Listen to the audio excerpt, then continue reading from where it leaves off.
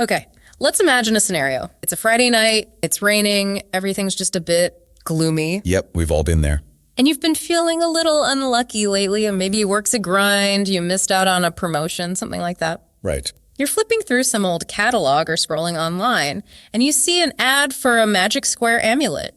It promises to, reverse your fortunes, bring wealth, bring luck, and it's only $20. So you think, what the heck? Why not? You buy it. We have all been there, maybe not with an amulet specifically, but we've all bought the fix-it gadget or the supplement that promises the world for a low, low price. Exactly. So the amulet arrives, you stick it in your pocket, you head down to the local community center for bingo night, really just to get out of the house. Low expectations. Very low. You play a few rounds, you're about to pack it in, and then boom, you hit the jackpot, you win $50. That's a pretty solid return on investment. 250% profit in just one night. Right. So you go home, you're buzzing, you take that amulet out of your pocket, you look at it and you think, it works. This thing actually works. And you feel this incredible surge of certainty. Yes. You might even text your friends and tell them they have to buy one. It feels like a completely reasonable conclusion to draw. You performed an action, you got a result. It feels satisfying. It feels intuitive. But here's the problem, and it's really the whole reason we're doing this deep dive today. That line of thinking, as comfortable as it feels, it's hollow. It's a glitch in the matrix of your mind. Exactly. Logically speaking, that reasoning is a disaster. It's a classic fallacy, what we call a post hoc error. Just because event B happened after event A doesn't mean A caused B. But the scary part isn't just that we make the mistake. No. The scary part is how good the mistake feels, how right it feels. We fall for it constantly. And that is what we're going to unpack today. We are doing a deep dive into The Art of Reasoning by David Kelley. And I have to say, looking through this material, this is so much bigger than just debunking magic amulets. Oh, absolutely. This is about the very operating system of the human mind. That is a great way to put it. Because most of us, I think, we assume thinking is just something that happens to us, like breathing, your heart beating. Right. You sit in a chair, images float through your head, you worry about what to make for dinner, and you say, I'm thinking. I do that all the time. I'll stare out the window, replay a conversation from yesterday, and I call that thinking. And Kelley makes this really provocative point right out of the gate. He says that for most people, that isn't thinking. That's daydreaming. It's free associating. Okay. But actual reasoning, that's a skill. He compares it to tennis. I love this analogy because I can pick up a tennis racket and swing it. I can even hit the ball over the net sometimes. But that doesn't mean I'm playing tennis. Precisely. If you want to actually play and maybe even win, you need to know the rules. You need to know the strategies. You need to know how to serve, how to volley, how to put spin on the ball. And without the rules of logic, without these specific techniques of critical thinking, we're basically just flailing around on the court. And the stakes are incredibly high. Because if you don't know the rules of this game, you are easily manipulated by politicians, by advertisers, and frankly, by your own biases. So today we're going to learn how to play the game. We're building that mental operating system. We've got a full roadmap laid out. First, we're going to talk about how to organize the chaos of reality, which Kelley calls classification. Then we'll look at the anatomy of an argument, how to spot the difference between, just a fight and actual reasoning. Oh, and we're definitely going to walk through what you called the minefield of the mind, all those logical fallacies, the glitches. Yep. And then we'll break down the two great engines of truth, deduction, which is about certainty, and induction, which is about probability. And I promise you, by the end of this, you will understand why wearing a seatbelt can be a logical argument, but the statement you should wear a seatbelt is actually something logic on its own cannot prove. That is a curiosity gap worth sticking around for. It really does fundamentally change how you hear any kind of moral argument. Let's jump in. I want to start with the most basic function of our brains, just organizing stuff. Kelley uses this metaphor that I just can't get out of my head. He asks us to imagine a supermarket. Right, but not a normal supermarket. Imagine a supermarket where there's no system at all. No aisles for dairy, no section for produce, nothing. Just chaos. Total chaos. Yeah. You've got a can of tomato soup sitting next to a pack of light bulbs. You find cream cheese in aisle 8 next to the Oreos. But another brand of cream cheese is over by the dog food in aisle 2. Trying to shop there would be an absolute nightmare. You'd never find what you need. You'd spend hours just trying to find milk. And that, he says, is what the world looks like to a mind without classification. The world is just a constant barrage of sensory data, colors, shapes, sounds, millions of individual objects. We'd be overwhelmed. Instantly. If we didn't have a mental filing system to group all these things, we'd be like infants, encountering every single object as if it were a totally new, unique thing every single time. So in this analogy, our concepts, words like dog or table or even democracy, those are the file folder. Exactly. Concepts are the mental file folders. And here's the first really actionable idea Kelley pushes. We group things into these folders not because they are identical, but because they are similar. Okay, let's unpack that a little. Because, my dog and your dog might look totally different. Right. Think about the concept dog. In that one file folder, you have Chihuahuas and you have Great Danes. Visually, they're incredibly different. One can fit in a purse, the other eats like a horse. But we group them together. We group them together because they share essential attributes. They're similar in the ways that matter for that specific concept. They're both domesticated canines, they bark, they have 4 legs, and so on. And this leads us to what Kelley calls the ladder of abstraction, right? This idea that we can sort of zoom in and zoom out with our concepts. Yes, and this is so crucial for clear thinking. Most people, he argues, get stuck on one rung of the ladder, and they don't even realize it. What do you mean? Well, you can look at a specific creature and call it a beagle. That's very concrete. It's a specific point. Or you can zoom out one level and just call it a dog. That's more abstract. And then you can zoom out further to mammal. And animal.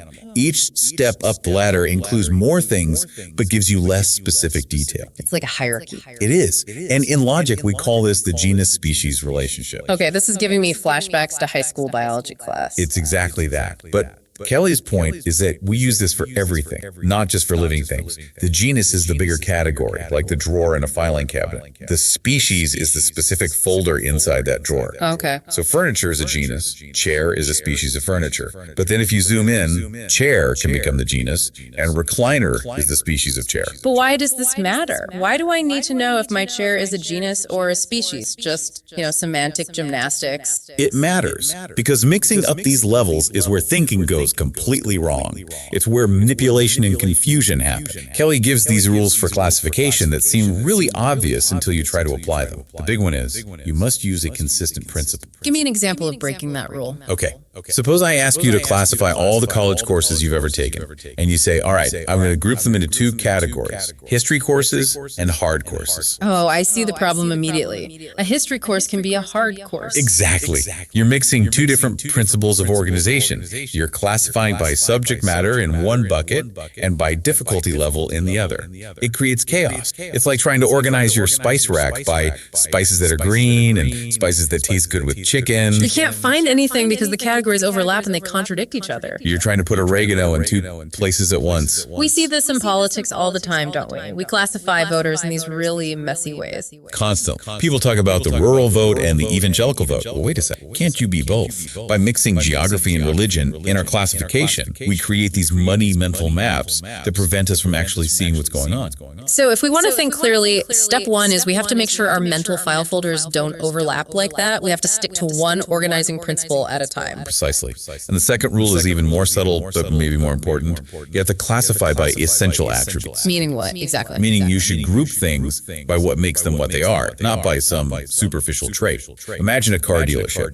If they organize their entire inventory by cars that are blue and cars that are red, that is a valid classification, technically. It follows a consistent principle. But is it useful? Not really, no. I care if it's an SUV or a sedan. I care about its function, its size, its engine, not its color. Exactly. Function or body style is an essential attribute of a car. Color is superficial. In logic, we'd call it accidental. If you organize your thoughts based on superficial traits, you end up with a very shallow, very useless understanding of the world. You're grouping things that don't really belong together in a meaningful way. So a good concept, a good file folder, it should have power. That's a perfect way to put it, yes. If I tell you there's a tiger in the next room, you know a lot about the situation immediately. immediately. I know I should probably leave. You know it's dangerous. You know it's a predator. You know it has claws and teeth. The concept tiger carries all that data with it because it's based on essential, not accidental attributes. If I just said there was a large striped thing in the next room, that's not helpful at all. Could be a tiger, could be a pillow. This all connects directly to definitions, doesn't it? Because if the concept is the folder, then the definition is the label on the outside describing what's inside. That's it. And the reason we need rigorous definitions is to prevent the classic human problem of talking past each other. Oh, I experience this constantly, especially online. It feels like 90% of arguments are people not even arguing about this. We all do. Kelley uses a great example about grading in schools. Imagine two people arguing about whether student work should be graded. Right, sounds like a standard faculty meeting or a PTA meeting. Person A is arguing, no, we shouldn't grade because letter grades induce anxiety, they stifle creativity, they're terrible. Person B argues, we absolutely must grade because we have to evaluate whether students learn the material or not. They aren't even having the same argument. Not at all. Person A defines grading as assigning a letter, A through F. Person B defines grading as any form of evaluation or feedback. If they don't stop and define their terms, if they don't look inside each other's file folder for the word grading, they will argue forever and get absolutely nowhere. So step one of this new mental operating system. Clean up your file folders, define your terms, make sure you aren't filing your mental spices by color. It sounds academic, but it's actually the ultimate time saver. It is. It resolves conflict before the conflict even begins. Okay, so let's move to section 2. We've got our concepts organized. Now we want to do something. We want to build an argument. And Kelley draws a pretty hard line here between thinking. He does. And he's very careful about this. He's not saying feelings are bad or unimportant. No, not at all. He's saying they are different tools for different jobs. Thinking is purposive, cognitive. It aims at knowledge. Feeling is an emotional response. You can be a deeply passionate person and an incredibly logical thinker, but you have to know which engine you're running at any given moment. And the basic unit of this thinking engine, the atom of logic, is what he calls the proposition. Right. And a proposition is, simply put, a statement that can be either true or false. Okay, give me a contrast. What isn't a proposition? Close the door. That's a command. Right. It isn't true or false. You can't respond to close the door by saying that's false. Makes no sense. Or if I stub my toe and yell, ouch, that is an exclamation. It's a real experience, but it's not a proposition. But if you say the door is closed, that is a proposition. Exactly. It makes a claim about reality. It's either true or it isn't.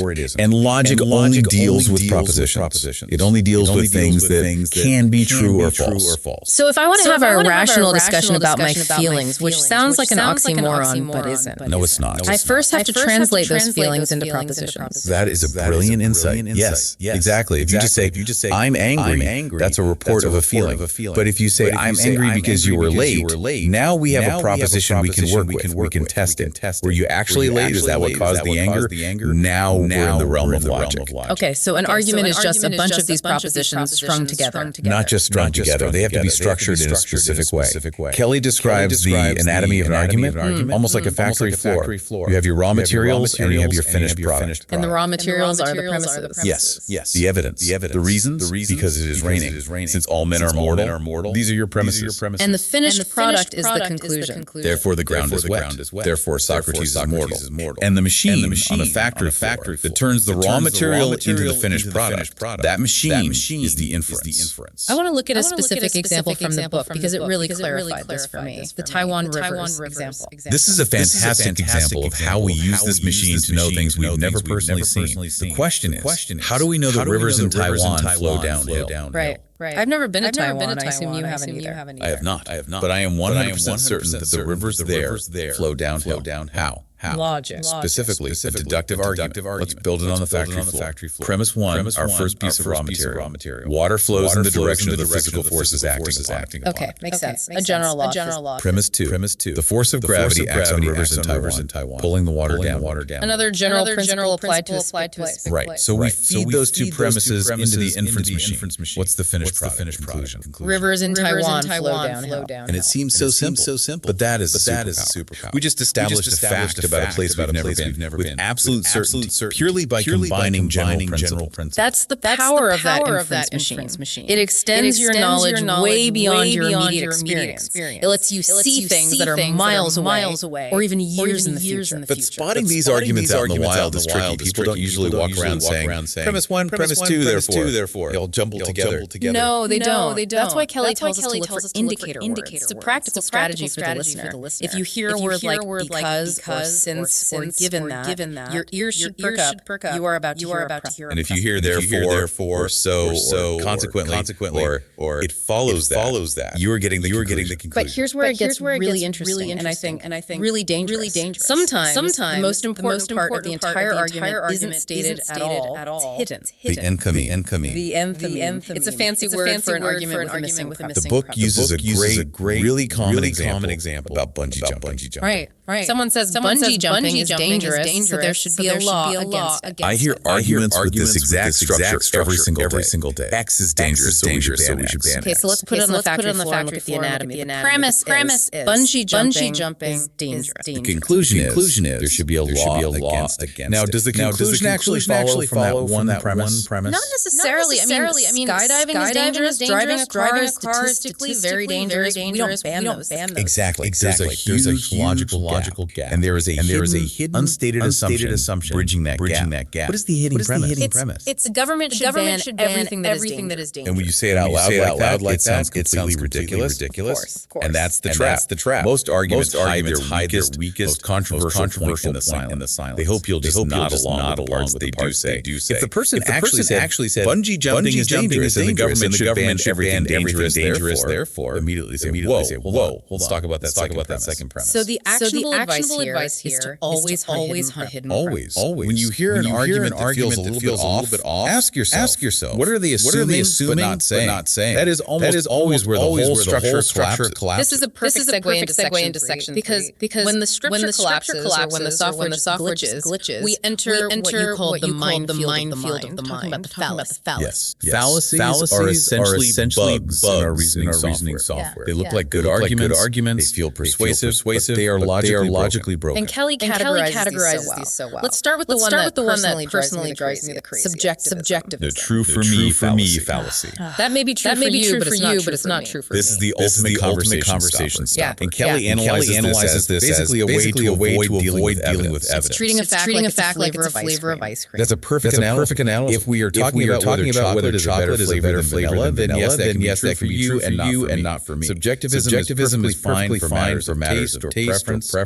But if we were talking about whether the minimum wage increases unemployment, or whether a certain vaccine is effective, or whether the earth is round, those are objective realities. Their truth depends on how they align with facts, not on how we feel about it. Saying it's not true for me in that context is just intellectual laziness. It is. It's a shield against the discomfort of having to change your mind when presented with evidence. Okay, what about credibility fallacies? We see these constantly attacking the messenger instead of the message. The ad hominem fallacy. It literally means to the man in Latin. This is when you attack the person's character or circumstances instead of their argument. But Kelley adds a really important nuance here that often gets missed. Which is it's not a fallacy to attack someone's credibility if they're giving testimony. Oh, interesting. So if a witness in a court case says, I saw the defendant do it, and the defense attorney says, you can't trust this witness, he's a known liar and has a grudge against my client. That's fair game. Totally fair game. In that case, the witness's argument is their credibility. Their word is the only evidence. But and this is the key. If that same known liar presents a logical argument, if he says all men are mortal, Socrates is a man, therefore Socrates is mortal, you cannot say that's false because you're a liar. The logic stands on its own, regardless of who's speaking. The argument is independent of the speaker, and we confuse testimony with argument all the time. We do. And the flip side of that coin is the appeal to authority. Trusting someone just because they're famous or powerful. Right. The celebrity says this diet works, so it must be true. Well, it's a celebrity nutritionist, a doctor. No. And their fame is irrelevant to the truth of the claim. You should trust an authority only when they are a legitimate expert in that specific field. Exactly. We trust a physicist's opinion on physics, but their opinion on politics is just another. Let's talk about context fallacies. We already brought up the magic amulet, perfect example of post hoc. The superstition generator. Full name is post hoc. Ergo After this, therefore, because of this. It's why sports fans wear their lucky socks. They were the ones their team won, and now they believe the socks somehow caused the victory. But there's a darker one in this category, the slippery slope. The domino fear. This is huge in parenting and in political debate. The classic is, if I let you stay out an hour late tonight, next you'll be skipping school, then you'll drop out and you'll end up a criminal living in a van down by the river. It paints this terrifying picture of an unstoppable chain reaction. One tiny step leads to utter catastrophe. Why is it a fallacy, though? I mean, sometimes one thing does lead to another. It's a fallacy because it assumes the chain reaction is inevitable without actually proving any of the links in the chain. It ignores the fact that there are breaks on the slope. Just because you stay out late one night doesn't mean you must then decide to skip school. There are a dozen decision points in between that the argument just conveniently ignores. It relies on generating fear rather than presenting a logical connection. Exactly. It paralyzes us from taking a small, reasonable step because we're terrified of a catastrophic slide that probably won't happen. Okay, one more category of fallacies before we move on. Logical structure fallacy. Let's start with begging the question. This one is so often misused. People think it means raising the question or prompting a question. I'm guilty of that. I say this begs the question all the time. Technically, you're using it wrong. In logic, begging the question means circular reasoning. It means using your conclusion as one of your premises. You're assuming the very thing you're trying to prove. Give me a clear example. I know he always tells the truth. Yeah. How do you know? Because he says he doesn't lie. And a truthful man wouldn't lie about that. Whoa. Yeah, that makes my head spin. It's a closed loop. You're just spinning in a circle. There's no external evidence. The argument just supports itself. It's logically hollow. And then there's the false alternative or false dilemma. This is the classic. You're either with us or against us. It's a tactic to wipe out the middle ground. To deny complexity. Either you support this new law completely, or you want criminals to run wild in the streets. But there are a thousand positions in between. Of course. Either you love your job or you're lazy. Well, wait. Maybe I'm a very hardworking person who just doesn't like this particular job. It restricts the options to force you into a choice you don't want to make. It's a form of intellectual bullying. So avoiding these fallacies, these glitches, gets us to a cleaner operating system. Now we need to rev up the engine. Kelly talks about two main types of reasoning: deduction and induction. Let's start with section 4, the ironclad guaranteed deduction. This is the mathematician's dream. Deductive logic offers certainty. Certainty is a really strong word in this field. It is. And it's used precisely. The promise of deduction is this: if your premises are true and your argument structure is valid, the conclusion must be true. Not probably true, not likely true, it must be true. It's as certain as 2 + 2 = 4. And this brings us to the syllogism. Classic example that everyone learns. All whales are mammals. All mammals have lungs. Therefore, all whales have lungs. It's mathematically locked in. If you accept the first two statements, you are logically forced to accept the third. But here's where it gets really tricky. Kelly makes a huge deal about the difference between validity and truth. And this, I admit, broke my brain. It's the hardest concept for beginners, but it's the most important. Validity refers to the machine, the structure of the argument. Truth refers to the materials you put into the machine, the premises. So the machine can work perfectly, the logic can be flawless, even if you feed it complete garbage. Exactly. Look at this example from the book. Premise 1. All creatures with 10 legs are Martians. Okay, a false premise. A very false premise. Premise 2. I have 10 legs. Also false, I hope. Thankfully, yes. Now, what's the logical conclusion therefore? I am a Martian. The logic is perfect. The structure is 100% valid. If those bizarre premises were true, you would indeed be a Martian. The inference machine worked exactly as it was supposed to. The conclusion is nonsense because the starting points were nonsense. Right. So the argument is valid, but it is not sound. A sound argument is one that is both valid and has true premises. Logic can only check the processing. It checks if the gears are turning correctly. But you, the thinker, still have to do the hard work of checking the facts. You have to check the input. So you can have someone using perfect logic and still be totally, utterly wrong about reality. Yes. And that is a terrifying thought. It explains why very smart people can believe very crazy things. Their internal logic machine might be working fine, but they started with a fundamentally false premise. And that's why you can't just logic someone out of a conspiracy theory if their core premise, their starting point, is flawed and they won't let go of it. Precisely. You have to go after the premise, not just the reasoning that follows from it. Kelley also talks about another form of deduction, propositional logic, the if-then game. We use this all the time without thinking about it. This is where we get into things like modus ponens, which sounds complicated, but it's incredibly simple. If P, then Q. If it rains, then the ground is wet. It is raining. What follows? The ground is red. Simple enough. But watch out for its evil twin, the fallacy of affirming the consequent. This is a very, very common error.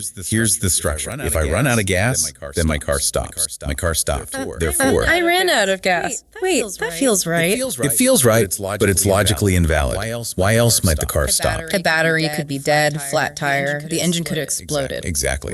Running out of gas is one possible cause for the car stopping, but it's not the only possible cause. Just because the consequent, the car stopping, is true, doesn't mean you can be certain that the antecedent, running out of gas, is the reason. This is that detective error again. Jumping to the very first conclusion that seemed fit the evidence. Correct.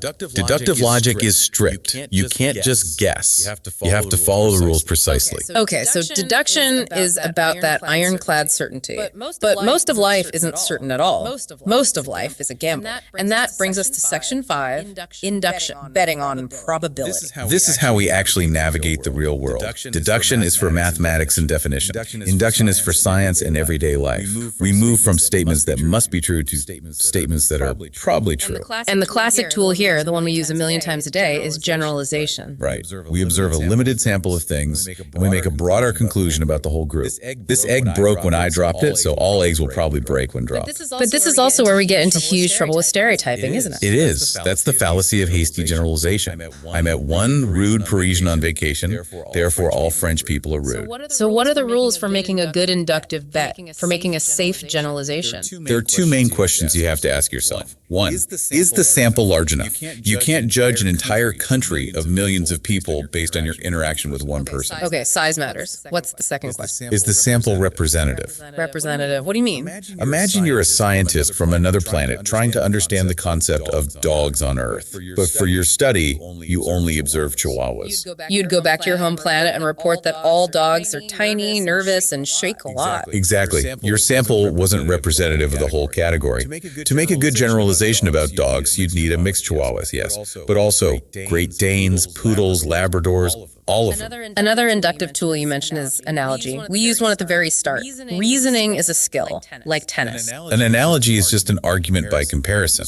The structure is A and B are similar in some known ways. A has this other trait, therefore B probably has that trait too. But analogies can be so slippery. I hear bad ones all the time. How do we test if an analogy is strong or weak? You have to ask the critical question. Are the similarities between the two things relevant to the conclusion you're trying to draw? Give me a bad one. Okay, a bicycle has gears and a human has teeth. Both gears and teeth are rigid, they're whitish, and they engage with other things. A bicycle needs oil to function properly. Therefore, humans should oil their teeth. Yuck. Okay, I see the problem. The similarities, their shape, their hardness, are totally irrelevant to the conclusion about maintenance. Exactly. The fundamental difference, that one is a metal machine and the other is a biological system, is far more important, and it kills the analogy. But with reasoning and tennis, both are complex skills. Both require practice to improve. Both require learning rules. The similarities are highly relevant to the conclusion that reasoning requires practice. Kelley also dives deep into causality here. How do we figure out what causes what in the real world? He brings up Mill's methods. John Stuart Mill. He basically gave us the modern toolkit for scientific investigation. The first is the method of agreement. This is the tuna salad scenario at the company picnic. Right. 5 people go to a picnic.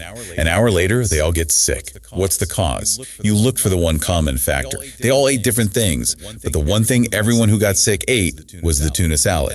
That point of agreement is likely the cause. And then there's the opposite, the method of difference. This is the toaster scenario. My toaster works perfectly in the kitchen outlet. I move it to the dining room outlet, and it doesn't work. The toaster didn't change. The only thing that changed was the outlet. That single point of difference is the cause. The dining room outlet is faulty. And what about concomitant variations? That sounds fancy. It just means correlation. When one variable changes, another variable changes in a predictable way. When interest rates go up, home buying tends to go down. They vary together. It suggests, though doesn't prove, a causal link. You know, these seem like common sense when you lay them out. They are. That's the beauty of it.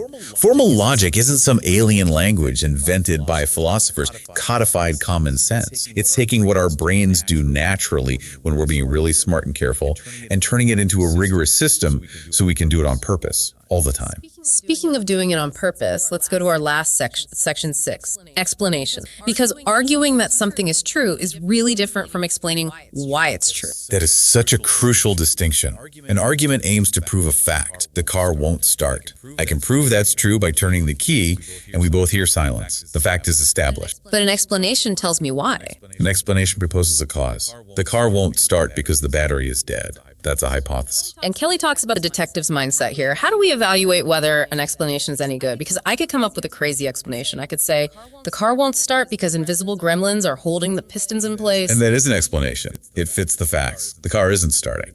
But it's a terrible explanation. Why? How do we know it's terrible? First, the criterion of testability. Can you run a test to check for gremlins? No, they're invisible. Can you run a test on the battery? Yes, with a voltmeter.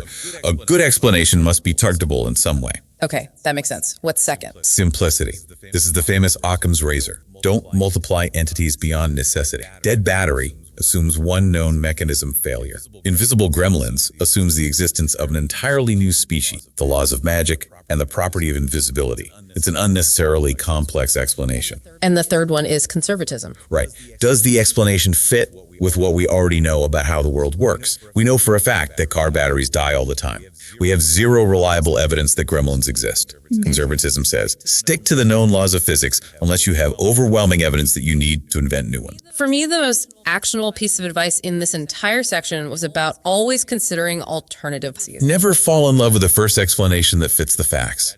That is the golden rule of a detective, a scientist, and a clear thinker. It's our original error. The car stopped. Must be out of gas. Stop right there. Before you start walking to the gas station, ask, what else could explain this? Could it be the alternator, the battery cables, the spark plugs? If you don't force yourself to ask what else, you stop thinking way too soon. You lock in on the first story that makes sense, just like with the magic amulet. I won bingo. Must be the amulet. You stop too soon. What else could explain the facts? Chance, random probability. Maybe you were just due for a win after a long losing streak. It's a much simpler, more conservative explanation. We have covered a massive amount of ground today. From the supermarket of the mind and classification to the factory of argument, through the minefield of fallacies, and into the twin engines of deduction and induction. We have built the operator. So let's try to wrap this all up. What's the so what here? Why does all of this matter outside of a philosophy class? I think Kelley puts it beautifully in the book. Logic isn't about being cold or emotionless. It's not about being Spock from Star Trek. It's about autonomy. Yes, if you cannot analyze an argument for yourself, you are, in a very real sense, a slave. You are a slave to the loudest voice in the room. You are a slave to the politician with the best speechwriter. You are a slave to the advertiser who knows exactly how to push your emotional buttons. And maybe worst of all, you're a slave to your own unexamined biases and first impressions. Exactly.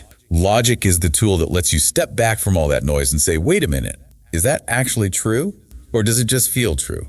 It gives you the power, the freedom to decide for yourself. There's a quote from the book that really stuck with me. He says, "The results of your thinking cannot be any better than the process by which you arrive at them." That is the whole thing in a nutshell. We all obsess over getting the right answer. What is the right answer to this problem? But in life, there is no answer key at the back of the book. There's no teacher to grade your paper. You have to write the answer key yourself. And the only way you can ever trust your own answer is if you trust your process for getting there. If your process is, well, I felt like it, or a famous guy said so, or it's what I've always believed, then your results will always be fragile. If your process is, I defined my terms, I built a valid argument, I checked for fallacies, I considered alternative hypotheses, then you can stand on that ground with real confidence. So here's our final challenge to you, the listener.